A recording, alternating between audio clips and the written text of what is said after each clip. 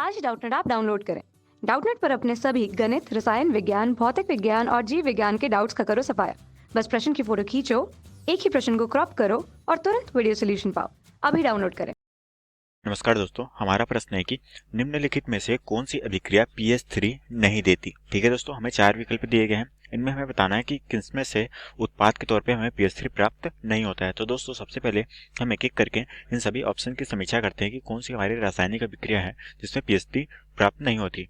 ठीक है, तो सबसे पहले दोस्तों मैं यहाँ पर सारी रासायनिक अभिक्रिया एक एक करके चर्चा करते हैं। तो दोस्तों हमारी जो रासायनिक अभिक्रिया हो जाएगी, ठीक है, वो दोस्तों सबसे पहले ऑप्शन ए जो कि हमें दिया गया है, कौन कौन से यौगिक हैं जो कि हमारे हैं Ca3, उसके साथ में P2। इसकी अभिक्रिया हमें किससे करानी है? इसकी अभिक्रिया हमें जल से करानी है। तो दोस्तों हम जानते हैं कि जब हम इसकी अभिक्रिया जल से कराएंगे तो हमें 6 मॉलिक्यूल ऑफ वाटर लेने पड़ेंगे, और जब ये अभिक्रिया संपन्न होती है दोस्तों तो हमें क्या प्राप्त होता है? हमें प्राप्त होता है CaOH ट्वाइस, ठीक है, जिसे हम कैल्शियम ऑक्साइड कहते हैं दोस्तों। ठीक है, और साथ में हमारा जो प्राप्त होता है क्या, ये होता है हमारा 2 मॉलिक्यूल ऑफ pH3। ठीक है दोस्तों, तो यहाँ पर हम देख पा रहे हैं दोस्तों हमारा जो उत्पाद के तौर पे हमें pH3 प्राप्त हो रहे हैं। दोस्तों अब हम इस रासायनिक अभिक्रिया को पूरी तरह से संतुलित कर लेते हैं। तो दोस्तों यहाँ पर देख पा रहे हैं कि कैल्शियम के 3 परमाणु है और यहाँ पे कैल्शियम के 1 परमाणु है, तो यहाँ पर भी 3 का गुणा करना पड़ेगा। तो दोस्तों इस तरह से हमारे जो है रासायनिक अभिक्रिया पूर्ण होती, जिसमें उत्पाद के तौर पे हमें क्या प्राप्त हो गए, जो कि होता है हमारा फास्फेन के नाम से भी जानते हैं। ठीक है दोस्तों, ये होता है हमारा फास्फेन के नाम से भी इसे जानते हैं। ठीक है, तो यहाँ पर हम देख पा रहे हैं दोस्तों हमारे जो ऑप्शन 1 है, जब हम दोनों इसकी अभिक्रिया देखी दोस्तों तो हमें उत्पाद के तौर पे क्या प्राप्त हुआ, pH3, और हमें क्या पूछा गया जिसमें pH3 प्राप्त नहीं होता।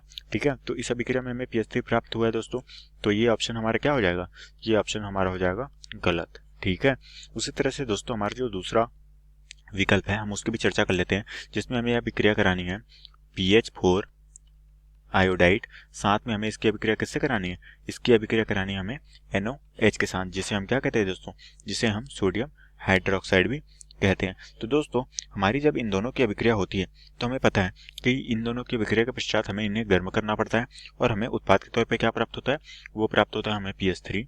ठीक है, और साथ में हमें प्राप्त होता है सोडियम आयोडाइड। ठीक है, और साथ में हमें क्या प्राप्त होता है, हमें प्राप्त होता है जल के अणु। ठीक है, तो दोस्तों हम यहाँ पर देख पा रहे हैं कि यहाँ पर भी इस अभिक्रिया में हमें क्या प्राप्त हो रहा है, जो कि हमारा होता है फास्फेन। ठीक है, तो यहाँ पर भी हम देख पा रहे हैं कि हमारा जो होता है फास्फेन प्राप्त हो रहा है। तो ये विकल्प भी क्या हो जाएगा दोस्तों, ये विकल्प जो है ये भी हमारा क्या हो जाएगा, ये विकल्प भी हमारा बिल्कुल गलत हो जाएगा। तो दोस्तों इस तरह से हमारा जो दूसरा विकल्प है ये भी हमारा गलत हो जाएगा। उसी तरह से हम अपने तीसरे ऑप्शन की समीक्षा कर लेते हैं कि उसमें हमारा उत्पाद क्या बन रहा है।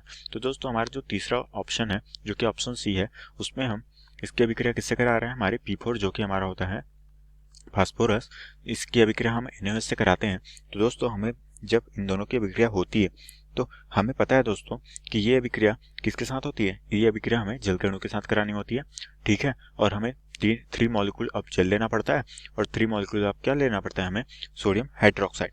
ठीक है, और जब ये अभिक्रिया संपन्न होती है दोस्तों तो हमें उत्पाद के तौर पे क्या प्राप्त होता है, जो कि होता है हमारा pH3, जो कि हमें हमारा फास्फेन होता है, और हमें प्राप्त होता है 3 मॉलिक्यूल ऑफ NaH2PO2। ठीक है दोस्तों, तो ये हमें उत्पाद के तौर पे प्राप्त होते हैं, और यहाँ पर भी दोस्तों हमें क्या प्राप्त हुआ, ये जो कि होता है हमारा फास्फेन। ठीक है, तो यहाँ पर भी हम देख पा रहे हैं दोस्तों इस अभिक्रिया के दौरान भी हमें फास्फेन प्राप्त हुआ, तो ये विकल्प भी क्या हो जाएगा दोस्तों, हमारा गलत हो जाएगा। ठीक है, और दोस्तों हमारा जो चौथा विकल्प है वो हम देख पा रहे हैं कि यहाँ पर दोस्तों हमारा जो है चौथा विकल्प, उसमें हमारा जो P4 है उसकी अभिक्रिया किससे करानी है, हमें उष्मा से। तो दोस्तों हम जानते हैं कि जब हमारे P4 की अभिक्रिया उष्मा से कराते हैं तो यहाँ पर हमें उत्पाद के तौर पे क्या प्राप्त होता है, हमें उत्पाद के तौर पे कोई भी यौगिक प्राप्त नहीं होता है। तो दोस्तों यहाँ पर हमें यही पूछा गया था कि किस अभिक्रिया के दौरान हमें pH3 प्राप्त नहीं होता है। ठीक है, तो दोस्तों जब भी हमें पूछा जाएगा pH3 प्राप्त नहीं होता है तो हमने देख लिया कि हमारे जो तीनों विकल्प हैं उसमें हमें pH3 जो कि होता है हमारा फास्फेन वो प्राप्त हो रहा है। तो हमारा जो चौथा विकल्प है, जब इसकी अभिक्रिया कराएंगे दोस्तों, क्योंकि यहाँ पर हम देख पा रहे हैं कि यहाँ पर परमाणु क्या है, हमारे फास्फोरस के 4 हैं। ठीक है, 4 फास्फोरस के परमाणु हैं और यहाँ पर कोई भी हाइड्रोजन से हम इसकी अभिक्रिया नहीं करा रहे हैं, तो हमारा उत्पाद क्या बनेगा? हमारा जो उत्पाद बनेगा दोस्तों वो PH3 नहीं बन सकता। ठीक है, तो ये ऑप्शन क्या हो जाएगा दोस्तों? ये ऑप्शन बिल्कुल हमारा सही हो जाएगा। ठीक है, तो हमें प्रश्न में भी यही पूछा गया था कि किस पे प्राप्त नहीं होता, तो दोस्तों हमारा जो ऑप्शन डी है उस पर हमारा जो उत्पाद है PH3 वो प्राप्त नहीं होता, तो ये हमारा क्या हो जाएगा? बिल्कुल सही उत्तर हो जाएगा दोस्तों। तो ये हमारा उत्तर बिल्कुल सही हो जाएगा, जो कि हमारा ऑप्शन डी होगा दोस्तों। तो आशा करता हूँ दोस्तों आपको ये प्रश्न समझ आया होगा। धन्यवाद। कक्षा 6वीं से 12वीं से लेकर नीट, IIT, JEE वो एडवांस के लेवल तक 1 करोड़ से ज्यादा छात्रों का भरोसा। आज ही डाउनलोड करें डाउटनेट ऐप या व्हाट्सएप करें अपने सारे डाउट्स 8400 400 400 पर।